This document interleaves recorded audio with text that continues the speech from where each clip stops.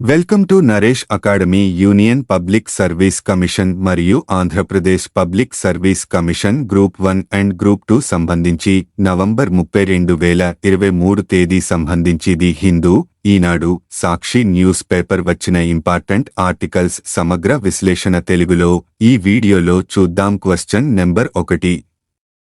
ప్రధానమంత్రి జనజాతి ఆదివాసీ న్యాయ మహా అభియాన్ గురించి వివరాలు తెలపండి. సందర్భం 9. లైన్ మంత్రిత్వ శాఖల ద్వారా 11 క్లిష్టమైన జోక్యాలపై దృష్టి సారించేందుకు మొత్తం 24,104 రూపాయలు కేంద్ర వాటా రూ. 15,336 కోట్లు మరియు రాష్ట్ర వాటా 8,768 కోట్ల రూపాయలు కోట్లతో ప్రధానమంత్రి జనజాతి ఆదివాసీ న్యాయ మహా అభియాన్ పీఎం జన్మన్ కి కేంద్ర మంత్రివర్గం ఆమోదం తెలిపింది.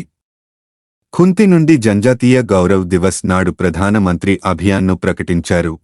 వివరాలు బడ్జెట్ ప్రసంగం 2023-24లో ప్రకటించినట్లుగా ముఖ్యంగా బడుగు గిరిజన సమూహాల పీవీటీజీలు సామాజిక ఆర్థిక పరిస్థితులను మెరుగుపరచడానికి ప్రధానమంత్రి పీవీటీజీ అభివృద్ధి మిషన్ ప్రారంభించబడుతుంది. షెడ్యూల్ తెగల అభివృద్ధి కార్యాచరణ ప్రణాళిక కింద రాబోయే 3 ఏళ్లలో మిషన్ను అమలు చేయడానికి 15,000 కోట్ల రూపాయలు అందుబాటులో ఉంచబడతాయి. భారతదేశంలో 2011 జనాభా లెక్కల ప్రకారం 10.45 కోట్ల మంది ఎస్టీ జనాభా ఉంది. వీటిలో 18 రాష్ట్రాలు మరియు అండమాన్ మరియు నికోబార్ దీవుల కేంద్రపాలిత ప్రాంతాలలో ఉన్న 75 కమ్యూనిటీలు ప్రత్యేకించి దీన గిరిజన సమూహాలుగా పీవీటీజీలు వర్గీకరించబడ్డాయి. ఈ పీవీటీజీలు సామాజిక, ఆర్థిక మరియు విద్యా రంగాలలో దుర్బలత్వాన్ని ఎదుర్కొంటూనే ఉన్నాయి. పీఎం జన్మన్ కేంద్ర రంగం మరియు కేంద్ర ప్రాయోజిత పథకాలను కలిగి ఉంటుంది. ఈ కార్యక్రమం గిరిజన వ్యవహారాల మంత్రిత్వ శాఖతో సహా 9 మంత్రిత్వ శాఖల ద్వారా 11 క్లిష్టమైన జోక్యాలపై దృష్టి సారిస్తుంది.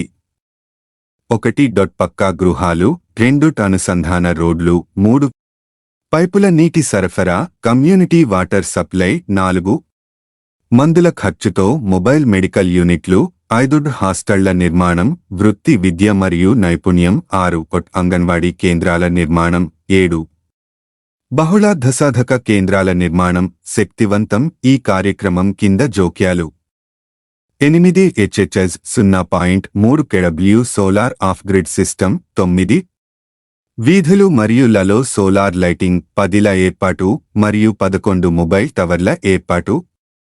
పైన పేర్కొన్నవి కాకుండా ఆయుష్ మంత్రిత్వ శాఖ ప్రస్తుత నిబంధనల ప్రకారం ఆయుష్ వెల్నెస్ సెంటర్ను ఏర్పాటు చేస్తుంది మరియు మొబైల్ మెడికల్ యూనిట్ల ద్వారా పీవీటీజీ నివాసాలకు ఆయుష్ సౌకర్యాలను విస్తరిస్తుంది.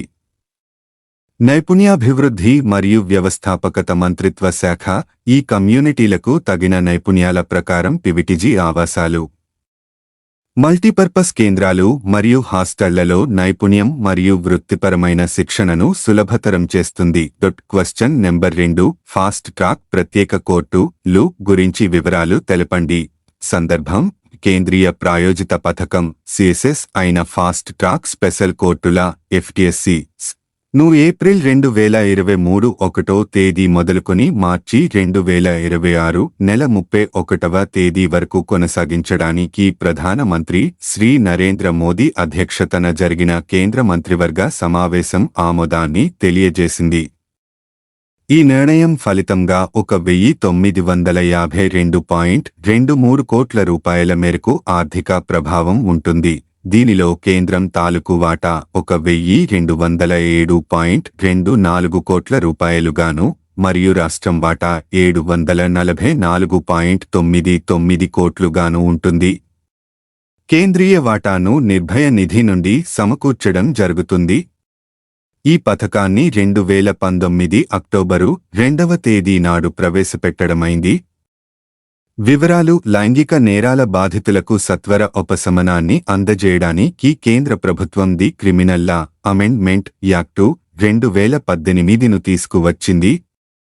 దీనిలో అత్యాచార నేరగాళ్లకు మరణదండన సహా కఠినమైన శిక్ష భాగంగా ఉన్నాయి.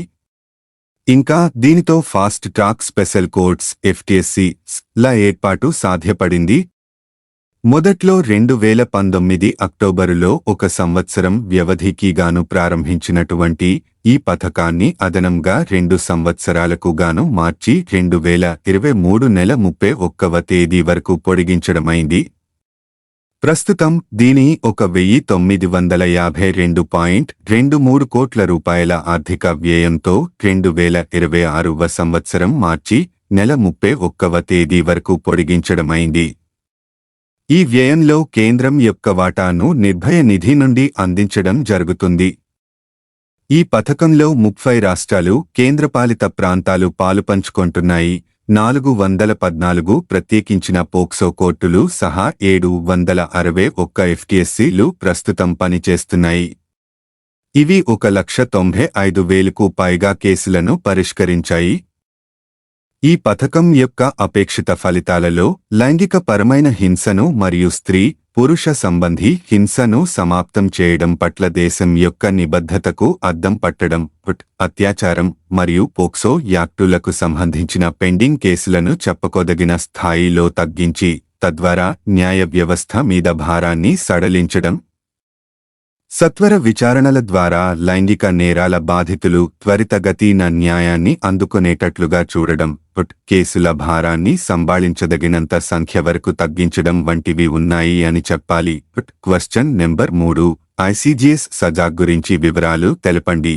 సందర్భం: Indian coast guard ship Sajag offshore patrolling vessel పశ్చిమాసియాకు ICG నౌకల విదేశీ విస్తరణలో భాగంగా 3 రోజుల పర్యటన కోసం నవంబర్ 29, 2023న ఒమన్లోని మస్కట్లోని పోర్ట్ సుల్తాన్ ఖబూస్కు చేరుకుంది.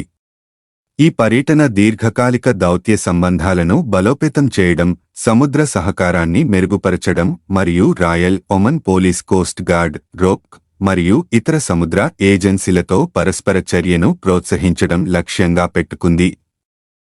CGS సజాగ్ గురించి: ICGS సజాగ్ గుజరాత్లోని పోర్బందర్లోని వెస్ట్ కోస్ట్ ఆఫ్ ఇండియా ఆధారంగాల యొక్క ఇండియన్ కోస్ట్ గార్డ్ ఫ్లీట్లో భాగం మరియు commander coast guard region north west యొక్క ఆపరేషనల్ కమాండ్ కింద పనిచేస్తుంది. నౌకలో ఆధునిక ఆయుధ వ్యవస్థలు, సెన్సార్లు, అత్యాధునిక నావిగేషన్ మరియు కమ్యూనికేషన్ సిస్టంలు ఉన్నాయి. వీటిలో ఉపరితల మరియు వాయు కార్యకలాపాలకు మద్దతు ఇవ్వడానికి సమగ్ర హెలికాప్టర్ కూడా ఉంది. సజాగ్ గతంలో కోస్టల్ సెక్యూరిటీ మరియు IMBL-EZ నిఘా, అంతర్జాతీయ వ్యతిరేక నేరాలు మరియు మారిటైమ్ SAR మరియు పొల్యూషన్ రెస్పాన్స్ కార్యకలాపాలతో సహా పలు కోస్ట్ గార్డ్ కార్యకలాపాలను చేపట్టారు. Question number 4. 16వ ఆర్థిక సంఘం గురించి వివరాలు తెలపండి.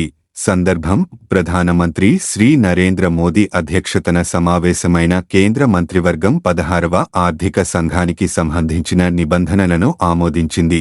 ఏప్రిల్ 1, 2026 నుండి ప్రారంభమయ్యే 5 సంవత్సరాల కాల వ్యవధిని కవర్ చేస్తుంది.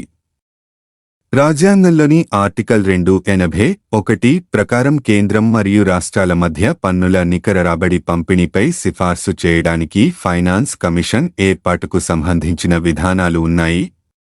అటువంటి రాబడిలో సంబంధిత వాటాల రాష్ట్రాల మధ్య కేటాయింపు, గ్రాంట్ సినీడ్ మరియు రాష్ట్రాల ఆదాయాలు మరియు అవార్డు వ్యవధిలో పంచాయతీల వనరులకు అనుబంధంగా అవసరమైన చర్యలు వివరించబడ్డాయి.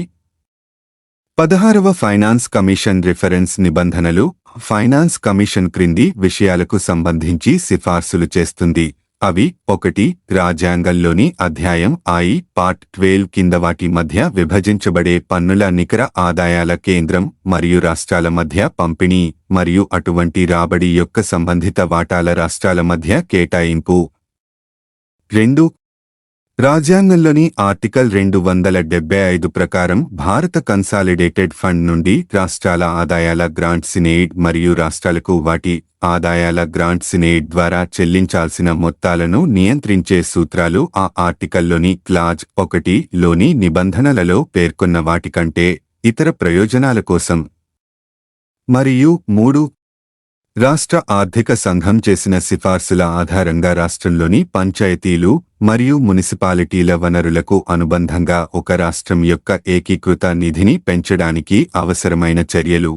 విపత్తు నిర్వహణ చట్టం 2005, 53/2005 కింద ఏర్పాటు చేసిన నిధులను సూచిస్తూ విపత్తు నిర్వహణ కార్యక్రమాలకు ఫైనాన్సింగ్పై ప్రస్తుత ఏర్పాట్లను కమిషన్ సమీక్షించవచ్చు మరియు దానిపై తగిన సిఫార్సులు చేయవచ్చు. ఏప్రిల్ 1, 2026 నుండి ప్రారంభమయ్యే 5 సంవత్సరాల కాల వ్యవధిని కవర్ చేస్తూ అక్టోబర్ 2025 31వ తేదీ నాటికి కమిషన్ తన నివేదికను అందుబాటులో ఉంచుతుంది. 15వ ఫైనాన్స్ కమిషన్ నవంబర్ 27, 2017న ఏర్పాటైంది. ఇది తన మధ్యంతర మరియు తుది నివేదికల ద్వారా ఏప్రిల్ 1, 2020 నుండి ప్రారంభమయ్యే 6 సంవత్సరాల కాలానికి సంబంధించిన సిఫార్సులను చేసింది. 15వ ఆర్థిక సంఘం సిఫార్సులు 2025 నుంచి 26 వరకు ఆర్థిక సంవత్సరం వరకు చెల్లుబాటులో ఉంటాయి. నేపథ్యం 2020 నుంచి 21 వరకు నుండి 2024 నుంచి 25 వరకు 5 సంవత్సరాల కాలానికి సిఫార్సులు చేయడం కోసం 27/11/2017న 15వ ఆర్థిక సంఘం 15వ ఎఫ్సి ఏర్పాటు చేయబడింది. 29/11/2019న 2020 నుంచి 21 వరకు ఆర్థిక సంవత్సరానికి మొదటి నివేదిక మరియు 2021 నుంచి 22 వరకు నుండి 2025 నుంచి 26 వరకు పొడిగించిన కాలానికి సంబంధించిన తుది నివేదిక అనే 2 నివేదికలను కమిషన్ సమర్పించాలని 15వ ఎఫ్సికి చెందిన టిఓఆర్ సవరించబడింది. ఫలితంగా 2020 నుంచి 21 వరకు నుండి 2025 నుంచి 26 వరకు 6 సంవత్సరాల కాలానికి 15వ ఎఫ్సి తన సిఫార్సులను చేసింది. ఫైనాన్స్ కమిషన్ సాధారణంగా తమ సిఫార్సులు చేయడానికి దాదాపు 2 ఏళ్లు పడుతుంది. రాజ్యాంగంలోని ఆర్టికల్ 280లోని క్లాజ్ 1 ప్రకారం ఫైనాన్స్ కమిషన్ ప్రతి 5వ సంవత్సరం లేదా అంతకు ముందు ఏర్పాటు చేయబడుతుంది. అయితే 15వ ఎఫ్సి యొక్క సిఫార్సులు మార్చి 31, 2026 వరకు 6 ఏళ్ల వ్యవధిని కలిగి ఉన్నందున 16వ ఎఫ్సిని ఇప్పుడు ఏర్పాటు చేయాలని ప్రతిపాదించబడింది. దీని వలన ఫైనాన్స్ కమిషన్ తన సిఫార్సుల కాలానికి ముందు కాలానికి యూనియన్ మరియు రాష్ట్రాల ఆర్థిక పరిస్థితులను తక్షణమే పరిశీలించి అంచనా వేయడానికి వీలు కల్పిస్తుంది. ఈ నేపథ్యంలో 10వ ఆర్థిక సంఘం తర్వాత 6 ఏళ్ల తర్వాత 11వ ఆర్థిక సంఘం ఏర్పాటైన సందర్భాలు పేర్కొనడం గమనార్హం. అదేవిధంగా 13వ ఆర్థిక సంఘం తర్వాత 5 ఏళ్ల 2 నెలల తర్వాత 14వ ఆర్థిక సంఘం ఏర్పాటైంది. క్వశ్చన్ నెంబర్ 5 ప్రధానమంత్రి గరీబ్ కళ్యాణ్ అన్న యోజన PMGKY గురించి వివరాలు తెలపండి. సందర్భం ప్రధానమంత్రి గరీబ్ కళ్యాణ్ అన్న యోజన PMGKY కింద దేశంలో 81.35 కోట్ల మంది లబ్ధిదారులకు 5 ఏళ్లపాటు ఉచిత ఆహార ధాన్యాల పంపిణీ చేయాలని ప్రధానమంత్రి అధ్యక్షతన సమావేశం అయిన కేంద్ర మంత్రివర్గం నిర్ణయించింది. జనవరి 2024 1వ తేదీ నుంచి కార్యక్రమం అమలు జరుగుతుంది. 81.35 కోట్ల మందికి పోషకాహార భద్రత కల్పించే లక్ష్యంతో PMGKYకి అమలు చేయాలని కేంద్ర మంత్రివర్గం నిర్ణయించింది. మంత్రివర్గ నిర్ణయంతో ప్రపంచంలోనే అతిపెద్ద సామాజిక సంక్షేమ పథకాల్లో ఒకటిగా PMGKY గుర్తింపు పొందుతుంది. 5 సంవత్సరాల కాలంలో 11.80 లక్షల కోట్ల రూపాయల వ్యయంతో పథకం అమలు జరుగుతుంది. ప్రజలకు అవసరమైన ఆహారం, పోషకాహార అవసరాలు తీర్చి సమర్థవంతమైన లక్ష్య సంక్షేమం దిశగా పరిపాలన సాగాలి అన్న ప్రధానమంత్రి శ్రీ నరేంద్ర మోడీ ఆకాంక్ష కార్యరూపం దాల్చేలా చూసేందుకు మంత్రివర్గం తీసుకున్న చారిత్రాత్మక నిర్ణయం ఉపకరిస్తుంది. ఆహార భద్రత కల్పించి ఆకాంక్షాత్మక అభివృద్ధి చెందిన భారతదేశాన్ని నిర్మించడానికి అంకితభావంతో కృషి చేయడంలో కీలక పాత్ర పోషిస్తుంది. PMGKY కింద జనవరి 1, 2024 నుంచి 5 సంవత్సరాల పాటు ఉచితంగా సరఫరా చేసే ఆహార ధాన్యాలు, బియ్యం, గోధుమలు, ముతక ధాన్యాలు, చిరుధాన్యాలు ఆహార భద్రతను పటిష్టం చేస్తాయి. జనాభాలోని పేద బలహీన వర్గాలకు చెందిన ప్రజల ఆర్థిక సమస్యలు తగ్గుతాయి. ఒకే విధమైన లోగో కింద దేశంలో 5 లక్షలకు పైగా సరసమైన ధరల దుకాణాల ద్వారా అన్ని రాష్ట్రాలు, కేంద్ర పాలిత ప్రాంతాలలో ఉచితంగా ఆహార ధాన్యాల పంపిణీ జరుగుతుంది. Question number 6. వ్యవసాయంలో ఉపయోగించేందుకు మహిళా గ్రూపులకు డ్రోన్లను అందించడానికి కేంద్రం గురించి వివరాలు తెలపండి. సందర్భం మహిళా స్వయం సహాయ సమూహాల SHGs కు డ్రోన్లను అందించడానికి ఉద్దేశించిన కేంద్రీయ రంగ పథకానికి ప్రధానమంత్రి శ్రీ నరేంద్ర మోదీ అధ్యక్షతన జరిగిన కేంద్ర మంత్రివర్గ సమావేశం ఆమోదాన్ని తెలియజేసింది. ఈ పథకానికి 2024 నుంచి 25 వరకు నుండి 2025 నుంచి 26 వరకు మధ్య కాలంలో 1,261 కోట్ల రూపాయల వ్యయం కానుంది. ఈ పథకం లక్ష్యమల్లా 2023 నుంచి 24 వరకు నుండి 2020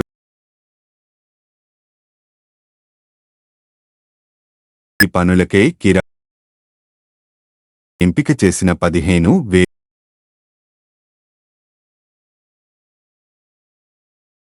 అనేదే. ఈ పథకంలో ముఖ్యాంశాలు ఈ క్రింది విధంగా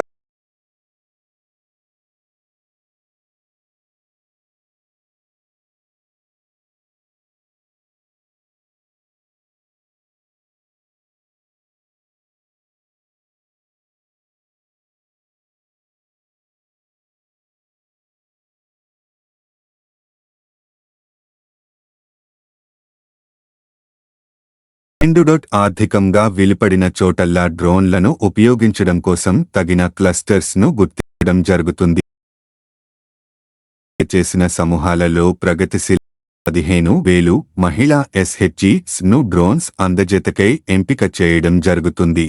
3. డ్రోన్ కొనుగోలు కోసం మహిళా SHGs కు డ్రోన్ సహాయక రుసుంలో 80% ఖర్చును కేంద్రీయ ఆర్థిక సహాయం రూపంలో ఇవ్వడం జరుగుతుంది. అయితే ఎక్కువలో ఎక్కువగా 8 లక్షల రూపాయల వరకు ఇవ్వడం జరుగుతుంది.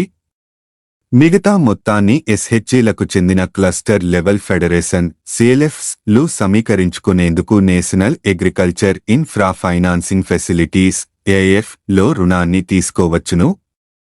AIF రుణం మీద 3% తక్కువ వడ్డీ తాలూకు వెసులుబాటు ఉంటుంది. 4. చక్కని అర్హతలు కలిగిన మహిళా స్వయం సహాయ సమూహాల SHG సభ్యులలో ఒకరిని SRLM మరియు LFC ద్వారా 15 రోజుల శిక్షణకై ఎంపిక చేయడం జరుగుతుంది. 5. డ్రోన్లను సేకరించడంలో డ్రోన్ కంపెనీల ద్వారా డ్రోన్లకు మరమ్మతులు మరియు వాటి యొక్క నిర్వహణ ప్రక్రియలలో SHGలకు ఎదురయ్యే ఇబ్బందులను లెక్కలోకి తీసుకొని LFCలు SHGలకు మరియు డ్రోన్ సరఫరాదారు కంపెనీలకు మధ్య ఒక వంతెన వలె పనిచేస్తాయి. LFCలు SHGsతో కలిసి డ్రోన్ ద్వారా నానో యూరియా మరియు నానో DAPల వంటి నానో ఫర్టిలైజర్స్ యొక్క ఉపయోగాన్ని కూడా ప్రోత్సహిస్తాయి. SHGలు నానో ఫర్టిలైజర్స్ మరియు కీటకనాశనులను వెదజల్లడం కోసం రైతులకు డ్రోన్ సేవలను కిరాయి ప్రాతిపదికన సమకూర్చుతాయి. ఈ పథకంలో భాగంగా ఆమోదిత కార్యక్రమాల ద్వారా 15,000 SHGలకు స్థిరమైన వ్యాపారం మరియు జీవనోపాధి సంబంధీ సహాయాన్ని సమకూర్చగలుగుతాయి. మరి అవి సంవత్సరానికి కనీసం 1 లక్ష రూపాయల అదనపు ఆదాయాన్ని సంపాదించేందుకు తోడ్పడగలుగుతాయి.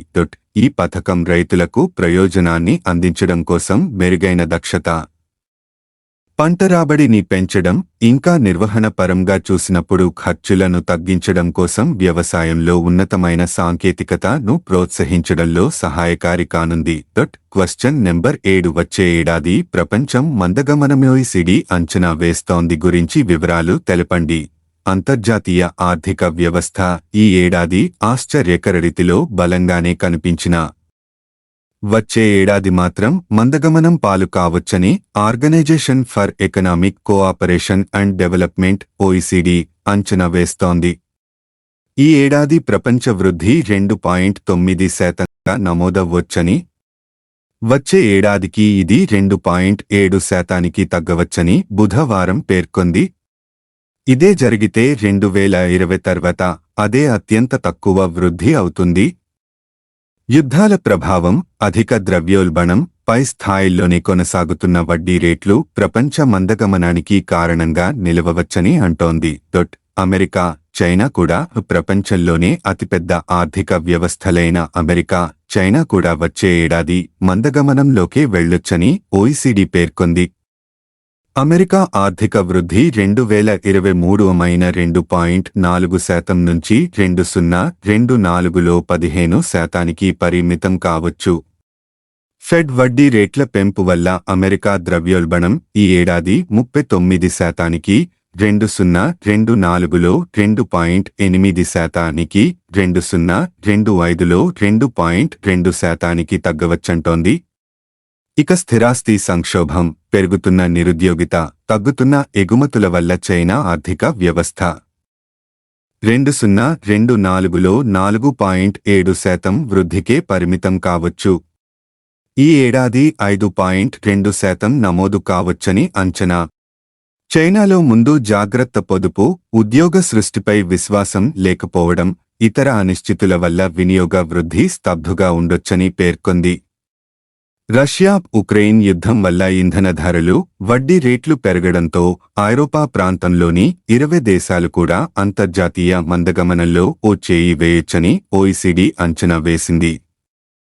క్వశ్చన్ నెంబర్ 8 తగ్గిన నిరుద్యోగ రేటు గురించి వివరాలు తెలపండి. ఏ దేశంలో నిరుద్యోగ రేటు తగ్గింది? పట్టణ ప్రాంతాల్లో 15 ఏళ్లకు పైబడి వయసున్న ప్రజల నిరుద్యోగ రేటు సెప్టెంబరు త్రైమాసికంలో 6.6%గా నమోదైంది. గతేడాది ఇదే 3 నెలల్లో ఇది 7.2%గా ఉందని నేషనల్ శాంపిల్ సర్వే ఆర్గనైజేషన్ ఎన్ఎస్ఎస్ఏ పేర్కొంది. మొత్తం కార్మిక శక్తిలో నిరుద్యోగులుగా ఉన్నవారి శాతాన్ని నిరుద్యోగ రేటుగా పరిగణిస్తారు. పట్టణ మహిళల్లో 15 ఏళ్లకు పైబడిన నిరుద్యోగ రేటు మాత్రం గతేడాది జూలై-సెప్టెంబరు నాటి 9.4% నుంచి 8.6%కి తగ్గింది. పట్టణ పురుషుల్లో 6.6% నుంచి 6%కి పరిమితమైంది. క్వశ్చన్ నెంబర్ 9 గవర్నర్ ఏడీసీగా తొలిసారిగా మహిళ గురించి తెలిపి. ఈ దేశంలో governor ADC aid the camp గా తొలిసారి మహిళ నియమితులయ్యారు. ఎయిర్ ఫోర్స్ 2015 బ్యాచ్ చెందిన స్క్వాడ్రన్ లీడర్ మనీషా పాడిని తన ఏడీసీగా నియమిస్తూ మిజోరం బాబు బుధవారం ఉత్తర్వులిచ్చారు. త్రివిధ దళాలకు చెందిన ఒక అధికారిని ఏడీసీగా నియమించుకునే అధికారం దేశంలో రాష్ట్రపతి, ఉపరాష్ట్రపతి, గవర్నర్లకు ఉంటుంది. ఇందుకు సంబంధించిన ప్యానెల్ను ఆయా దళాలు ప్రతిపాదిస్తాయి. ఇందులోంచి ఇష్టం వచ్చిన వారిని నియమించుకునే స్వేచ్ఛ గవర్నర్లకు ఉంటుంది. తాజాగా గవర్నర్ కంభంపాటి హరిబాబు అందులో నుంచి మనీషా పాడిని ఎంపిక చేశారు. ఆమె నియామకం ఒక మైలురాయి కాకుండా లింగభేదాలను చెరిపేస్తూ మహిళలు గతంలో ఎన్నడూ ఉదాహరణ. మహిళాశక్తికి నిదర్శనం.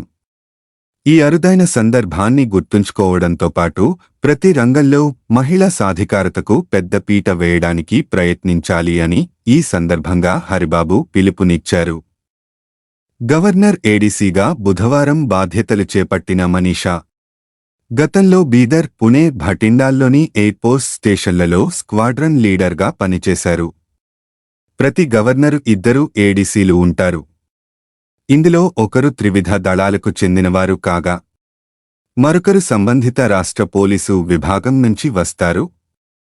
గవర్నర్ విధి నిర్వహణలో కీలక భూమిక పోషించేవారు. నిరంతరం ఆయన వెంటే ఉంటారు. క్వశ్చన్ నెంబర్ 10 భారత్లో అసాధారణ వాతావరణం సిఎసి నివేదిక వెల్లడి గురించి తెలిపింది. భారత్లో ఈ ఏడాది మొదటి 9 నెలల్లో సుమారు ప్రతిరోజు అసాధారణ వాతావరణ పరిణామాలు చోటు చేసుకున్నాయని బుధవారం తాజా అధ్యయనం ఒకటి పేర్కొంది. ఆ కారణంగా వేలాది మరణాలు సంభవించాయని విశ్లేషించింది. ఈ మేరకు ఓ నివేదికను centre for science and environment CAC విడుదల చేసింది. జనవరి నుంచి సెప్టెంబరు వరకు పరిశీలిస్తే 86% రోజుల్లో అసాధారణ వాతావరణ పరిస్థితులు నెలకొన్నాయి. దీంతో 2323 మంది మృత్యువాత పడగా 20 లక్షల హెక్టార్లలోని పంట తుడిచిపెట్టుకుపోయింది. 80,000 గృహాలు ధ్వంసమయ్యాయి. 92,000 జంతువులు మరణించాయి. వాస్తవంలో ఈ గణాంకాలు ఇంకా ఎక్కువగా కూడా ఉండి ఉండవచ్చు. ఎందుకంటే మొత్తం సమాచారాన్ని ఇంకా సమీకరించకపోవడమే కారణం అని నివేదిక వివరించింది. 122 ఏళ్లలో లేనంతగా ఫిబ్రవరిలో ఉష్ణోగ్రత 2023 భారతదేశం పాలిట అత్యంత ప్రతికూల వాతావరణ సంవత్సరమని సిఎసి వెల్లడించింది. ఈ ఏడాది ఫిబ్రవరిలో 122 ఏళ్లలో ఎన్నడూ లేనంత అధిక ఉష్ణోగ్రత నమోదైంది.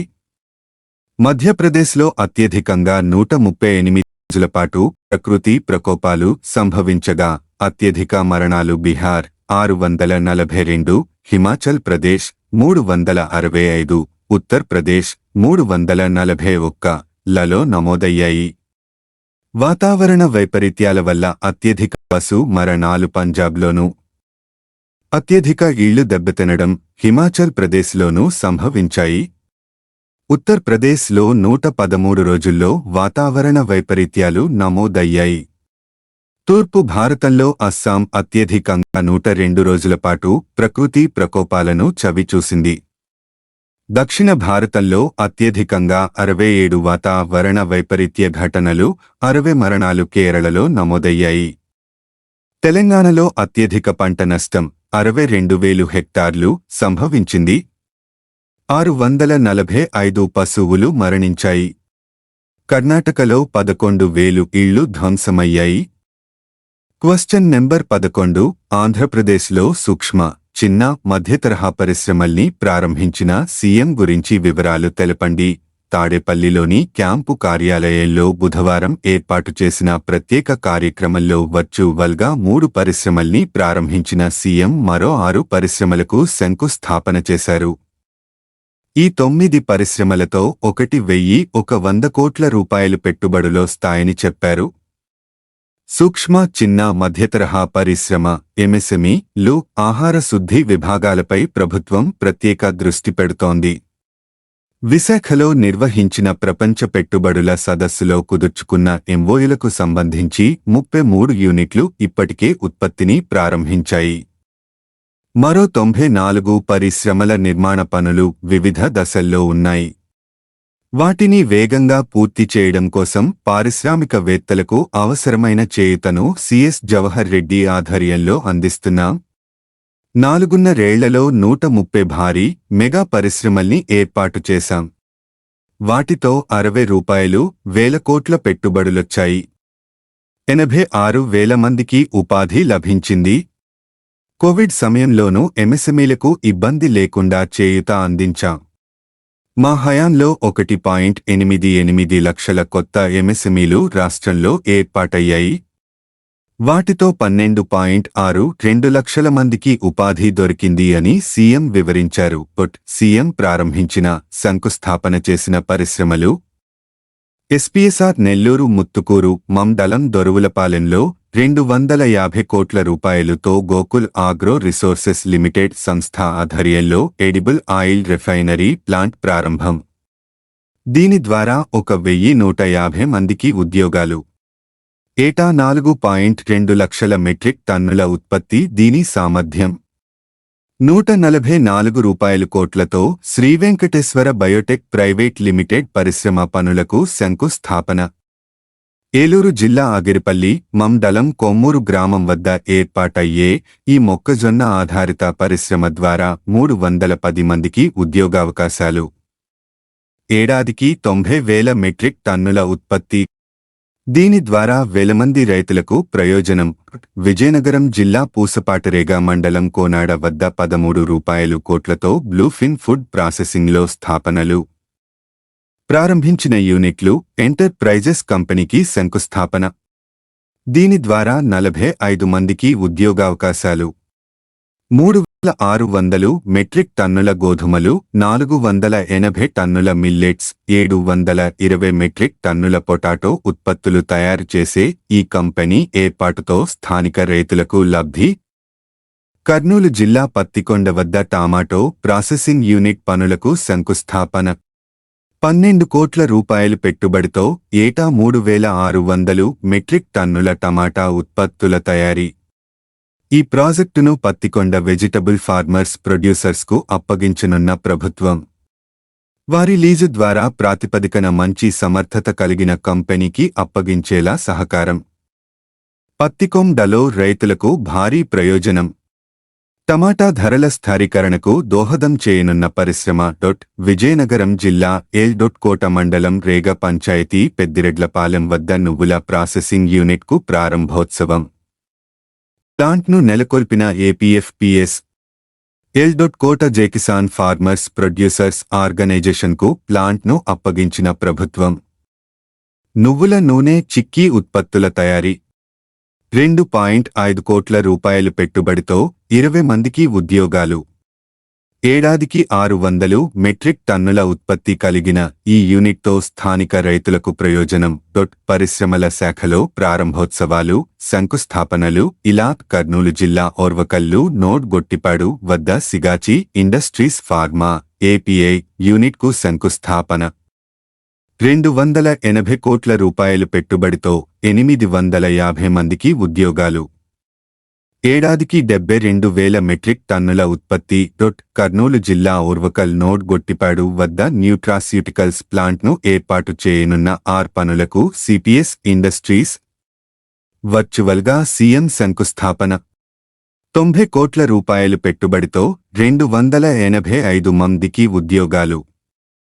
ఏడాదికి 4,170 మెట్రిక్ టన్నుల ఉత్పత్తి. పరిశ్రమల శాఖ ఆధ్వర్యంలో 18 జిల్లాల్లో 21 ఇండస్ట్రియల్ డెవలప్మెంట్ ప్రాజెక్టులకు, ఫ్యాక్టరీ కాంప్లెక్స్లకు సీఎం ప్రారంభోత్సవాలు. మరికొన్ని చోట్ల పనులకు శంకుస్థాపనలు. కాంప్లెక్స్ ద్వారా 1,785 కోట్ల రూపాయలు పెట్టుబడులకు అవకాశం. తద్వారా 18,034 మందికి ఉద్యోగాలు. కాకినాడ ఇండస్ట్రియల్ ఎస్టేట్ ప్రింటింగ్ క్లస్టర్లో కామన్ ఫెసిలిటీ సెంటర్లను ప్రారంభించిన సీఎం జగన్. ఈ సెంటర్లలో 1,000 మందికి ఉద్యోగాలు. Thank you for watching this. Please like, share, comment చేయండి మరియు సబ్స్క్రైబ్ మా YouTube channel @Naresh academy 5509. Thank you one and all.